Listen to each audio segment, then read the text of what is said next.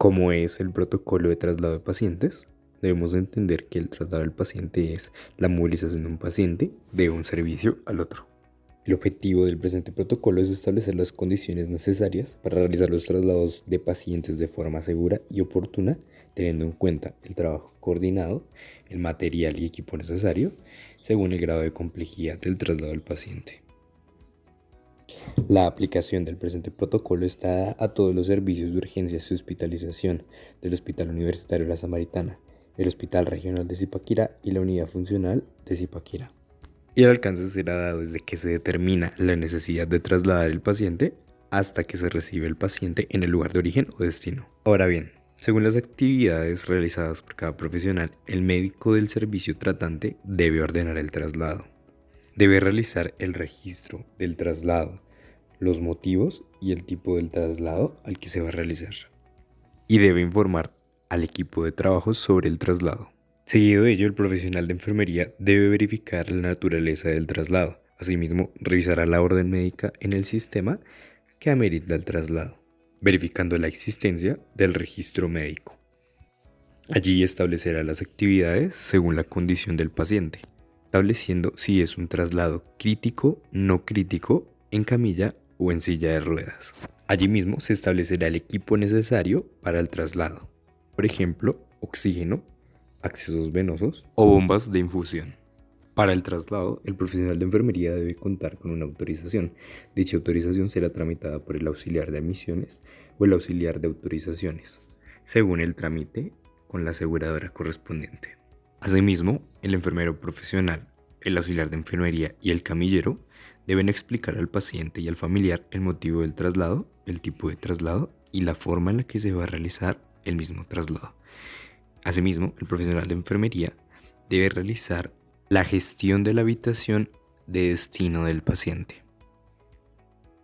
De igual manera, trabajo social o el auxiliar de referencia y contrarreferencia deberá realizar el seguimiento de los trámites de traslado. Asimismo, informará la fecha, hora del traslado y el copago que se debe realizar por parte del paciente o el familiar. Todos estos procesos se deben tramitar mediante la ambulancia externa y se deben gestionar con la EAPB, IPS y los procesos administrativos del traslado. Asimismo, se debe comunicar la facturación, el cobro por el traslado y examen.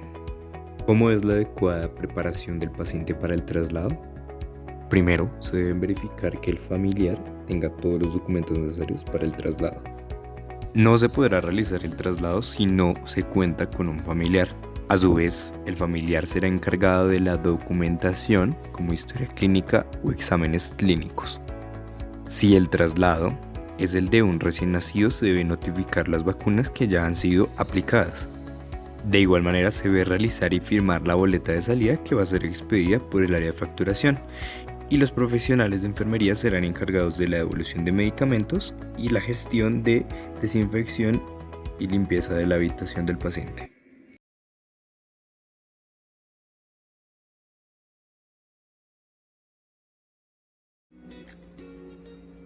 Hola, hoy les hablaré del procedimiento de recibo y entrega de turno de enfermería.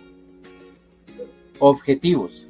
Establecer parámetros para la entrega y recibo de turno con el propósito de transmitir información relacionada con la evolución y el estado integral de cada uno de los pacientes teniendo en cuenta las políticas de humanización y seguridad. Contribuir con la gestión administrativa para el adecuado funcionamiento del servicio y mitigar los riesgos asociados a la atención en salud. Su aplicación es para todo el personal de enfermería que labora en los servicios del Hospital Universitario La Samaritana, Hospital Regional de Zipaquirá, Unidad Funcional de Zipaquirá y que interviene en el cuidado de los pacientes. Inicio del proceso de recibo y entrega de turno. Puntos a tener en cuenta. El horario de recibo y entrega de turno es a las 7, a las 13 y a las 19 horas hora militar. Nadie debe retirarse del servicio hasta no terminar la entrega de turno. Todo el equipo de salud que entre en la habitación del paciente debe presentarse, saludar y sonreír dando cumplimiento al programa de humanización. Antes del inicio de turno, todo el personal que llega debe dejar sus pertenencias en su locker asignado. Todo el personal debe mantener una excelente presentación personal de acuerdo con las normas establecidas por la institución. Al momento de llegar al servicio, todo el personal debe realizar el lavado clínico de manos según el procedimiento establecido. Verificación del funcionamiento del servicio. Recibir y verificar el inventario de equipos biomédicos del servicio. Registrar en el libro correspondiente informando novedades de manera inmediata. Verificar que en el servicio se encuentra organizado, limpio y en orden según la asignación de actividades realizadas por cada enfermero. Recibir carro de paro del servicio realizando registro del seguimiento en el libro del carro de paro correspondiente, informando de manera inmediata cualquier novedad. Puntos a tener en cuenta. La ausencia o daño de alguno de los elementos o equipos biomédicos será relacionado en el libro de inventario e informado por mesa de ayuda sobre el daño encontrado. En caso de pérdida, se informará por escrito a Subdirección de Enfermería para proceder a los trámites administrativos correspondientes.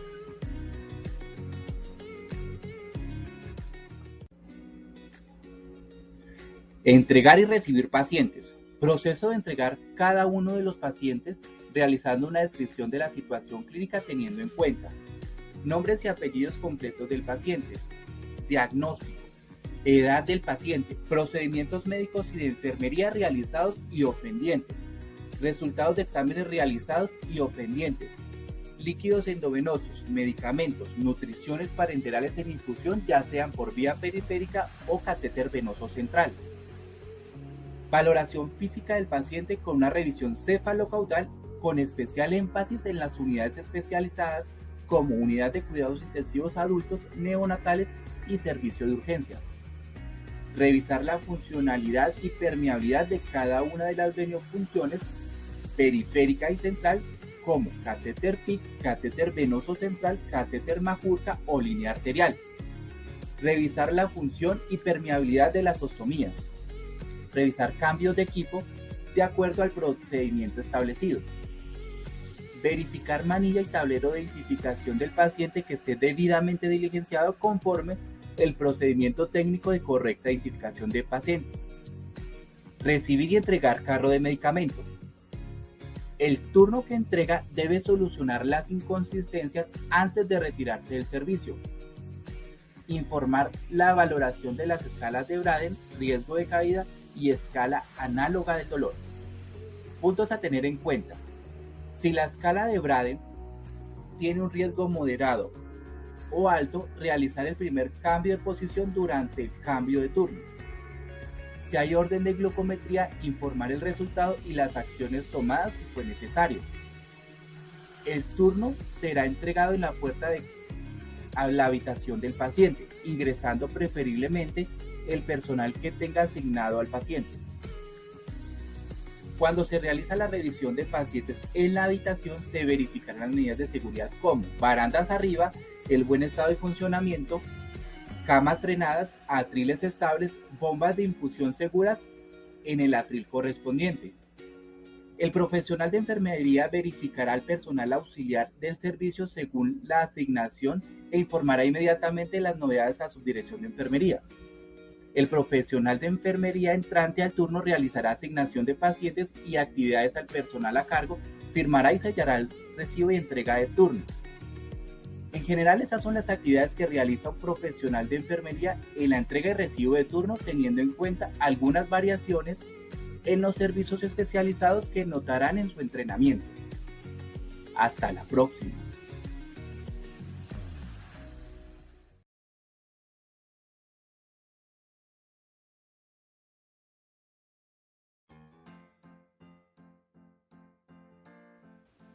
Inserción y retiro de sonda naso-orogástrica. Objetivo: estandarizar el paso de sonda nasorogástrica según prescripción médica.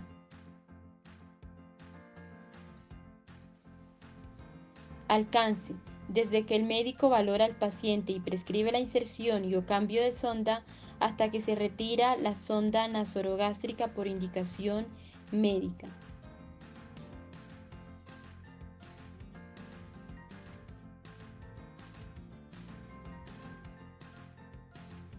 Nutrición enteral es la indicación principal. Se emplea en aquellos pacientes que conservan el peristaltismo intestinal, pero que no son capaces de ingerir los alimentos por vía oral. Contraindicaciones: presencia de vómitos persistentes, hemorragia gastrointestinal aguda, cáncer gástrico, estenosis esofágica. Contraindicaciones para el lavado gástrico: obstrucción nasofaríngea o esofágica, traumatismo maxilofacial severo y o sospecha de fractura de base del cráneo, sospecha de evidencia de perforación esofágica. Inserción de sonda naso-orogástrica. Descripción de actividades: médico o enfermera, valorar el paciente, valorar las condiciones clínicas del paciente, determinar el requerimiento de inserción y o cambio de la sonda naso-orogástrica. Norma frente al procedimiento: todo paciente con intubación endotraqueal debe tener sonda orogástrica. Norma en la inserción de la sonda orogástrica. Tener en cuenta técnica limpia, realizar cambio de la sonda cada 8 días. Las sondas Levin y del poliuretano tienen una duración de 2 meses. Verificar cada vez que se vayan a administrar nutrición o medicamentos la ubicación correcta de la sonda. Descripción de actividades: enfermera y auxiliar de enfermería. Realizar registros de enfermería especificando hora, número de sonda colocada, tolerancia al procedimiento por el paciente, permeabilidad y fijación de la sonda. Retiro de sonda nasogástrica. Debe comunicarse al paciente el objetivo de retiro de la sonda para que se efectúe el consentimiento verbal y advertir acerca de las posibles molestias.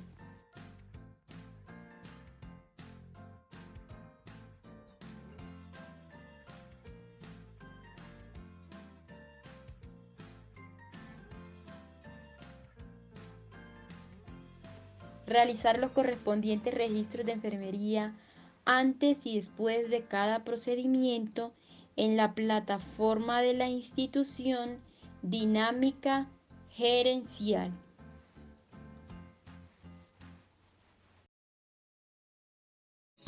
¿Cómo es el adecuado recibo y entrega de turno entre camilleros?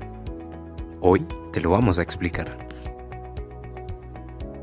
Es importante conocer los 3 principales objetivos para realizar un proceso adecuado.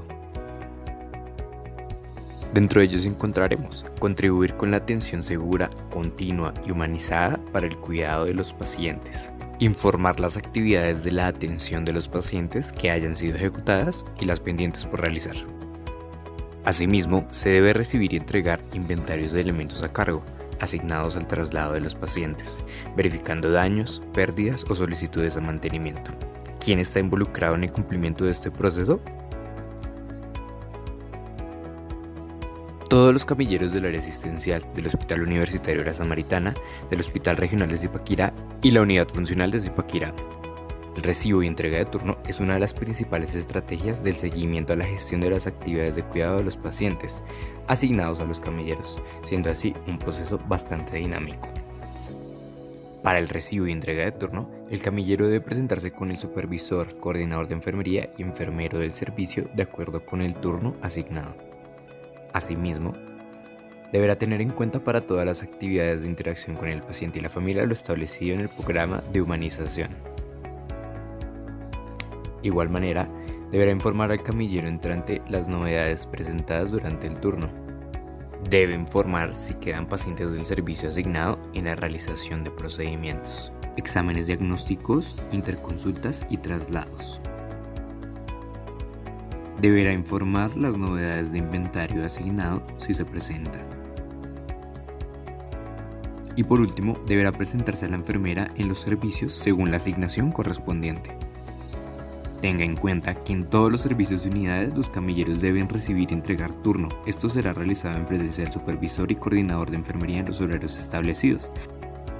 Los camilleros deben portar un uniforme determinado por la institución, el carnet de identificación en un lugar visible de acuerdo con las disposiciones de imagen corporativa del Hospital Universitario de la Samaritana, el Hospital Regional de Zipaquirá y la Unidad Funcional de Zipaquirá. Debe cumplir con las normas de bioseguridad establecidas por la institución, teniendo especial atención con las medidas de aislamiento al momento de los traslados.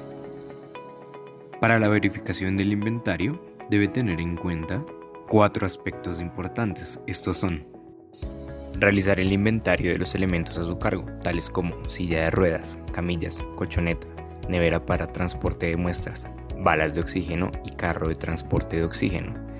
De igual manera, debe verificar que se encuentren completos, en buenas condiciones y limpios. Asimismo, debe verificar que los cilindros de oxígeno grandes se encuentren anclados y con la cadena de seguridad en el servicio correspondiente.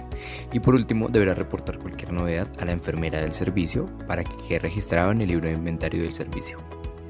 Para el diligenciamiento del libro de recibo de entrega de turno, debe tener en cuenta que éste se encuentra ubicado en la central de enfermería de cada servicio, el cual debe llevarse por cada uno de estos. Allí registrará todas las novedades presentadas durante el transcurso del turno, el inventario a cargo, exámenes pendientes o pacientes que quedan fuera del servicio especificando el sitio, traslados pendientes por realizar, entre otros procesos.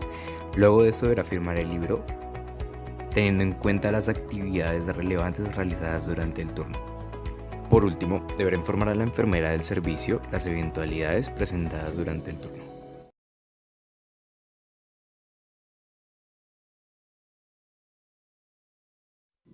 ¿Cómo debe ser la atención de enfermería durante la inserción, mantenimiento y retiro de sonda vesical?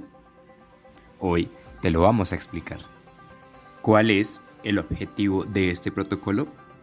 Será disminuir los riesgos de infección de las vías urinarias a través de la aplicación estricta de la técnica aséptica durante la inserción de sonda vesical o realización de cateterismo vesical. Las infecciones de vías urinarias hospitalarias son las infecciones nosocomiales más comunes, representan aproximadamente el 40% del total de las infecciones hospitalarias.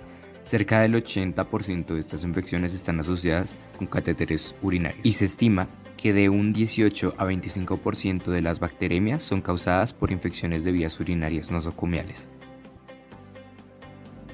Por ello, es importante el uso del sistema de drenaje continuamente cerrado. Para reducir el riesgo de infección, se debe introducir el catéter adecuadamente.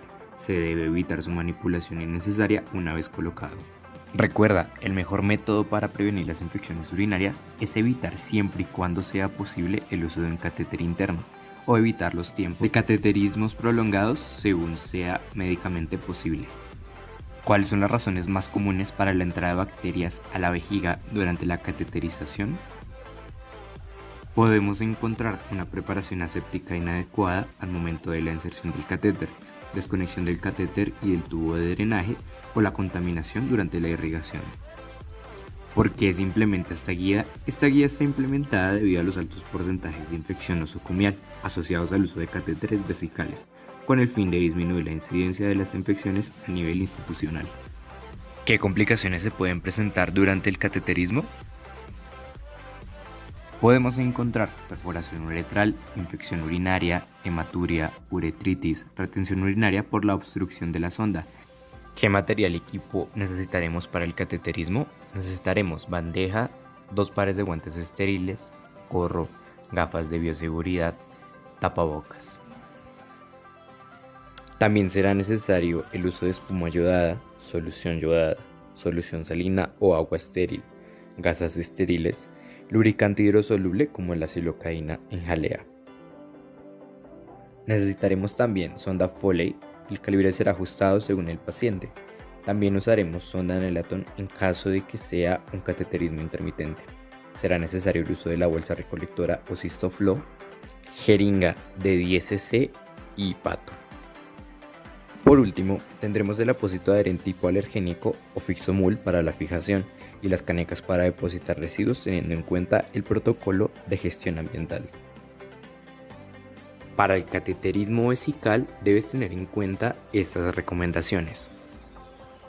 El profesional de enfermería debe utilizar sonda solo cuando esté absolutamente justificado y preferiblemente por orden médica estricta. El cateterismo vesical en pacientes maternas o pacientes pediátricos debe ser realizado en lo posible por personal profesional, enfermero o médico. Recuerde que si se tiene que levantar la bolsa recolectora por encima de la vejiga, se debe pinzar el equipo de drenaje para evitar el reflujo desde la bolsa hacia la vejiga.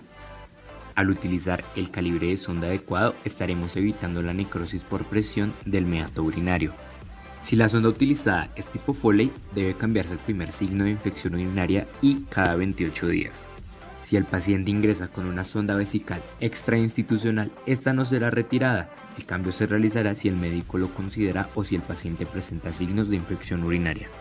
Diariamente se debe inspeccionar el meato en busca de edema, enrojecimiento, supuración o estas 3 características. Asimismo, verificar el libre flujo de la orina. Se debe mantener el circuito cerrado estéril, se debe mantener el flujo urinario libre de obstrucciones y se debe mantener el colector por debajo de la altura de la vejiga, pero nunca se debe dejar en el piso. Bien, será de suma importancia identificar si el cateterismo vesical es terapéutico o es un cateterismo vesical de diagnóstico, teniendo en cuenta siempre las contraindicaciones para la realización de este procedimiento, como uretrorragia, infección urinaria, malformaciones uretrales congénitas, existencia de adenoma de próstata, estenosis de uretra, cateterismos traumáticos previos, hematuria con coágulos y la ansiedad o temor relacionada con el cateterismo. Ahora, ¿cómo se realiza el procedimiento de cateterismo vesical intermitente y permanente? La higiene de los genitales se hará de igual manera independientemente del tipo de sondaje. El paciente tiene que estar en posición de cúbito supino.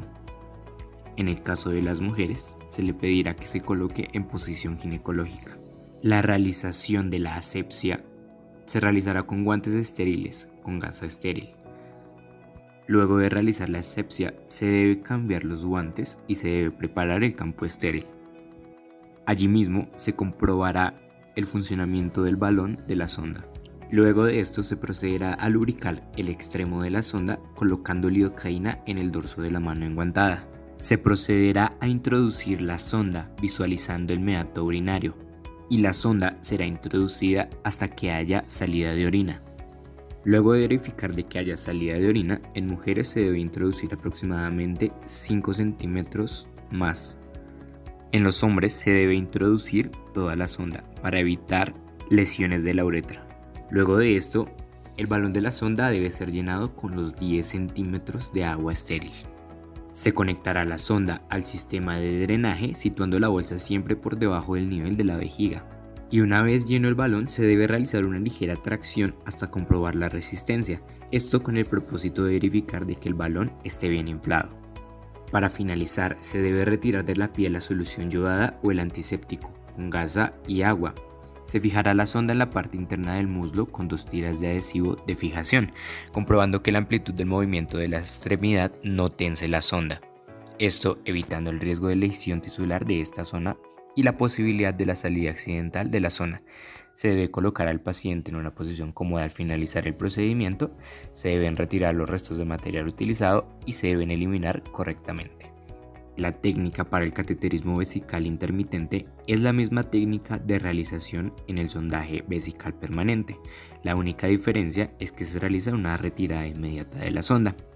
Siempre que el sondaje se realice por una retención urinaria, se procederá a pinzar de forma intermitente la sonda para evitar el vaciamiento muy rápido de la vejiga.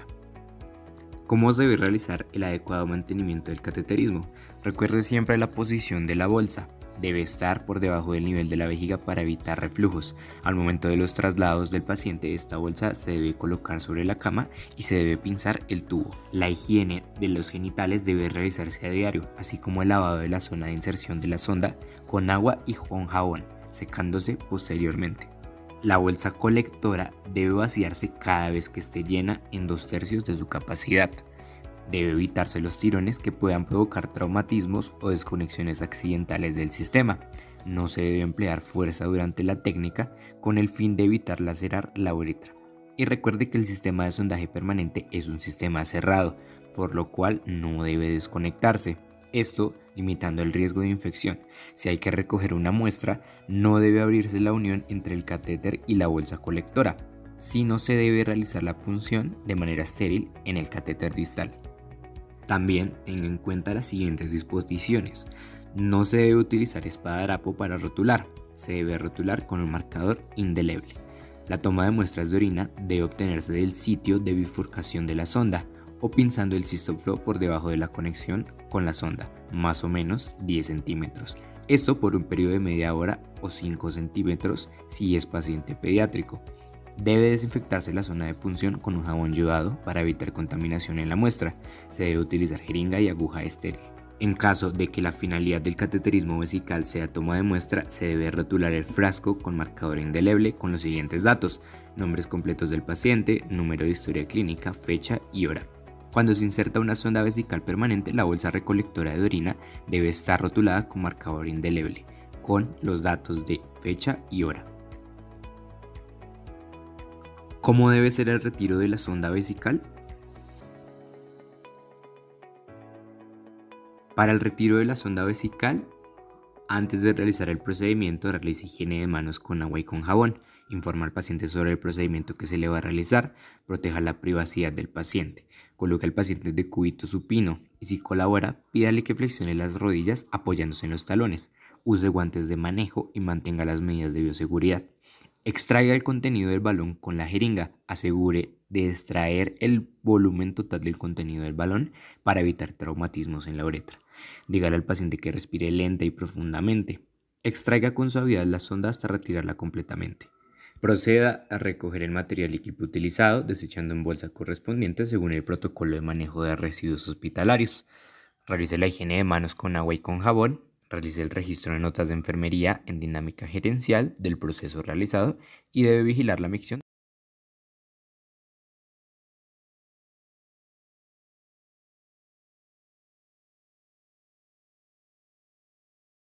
Created using Powtoon.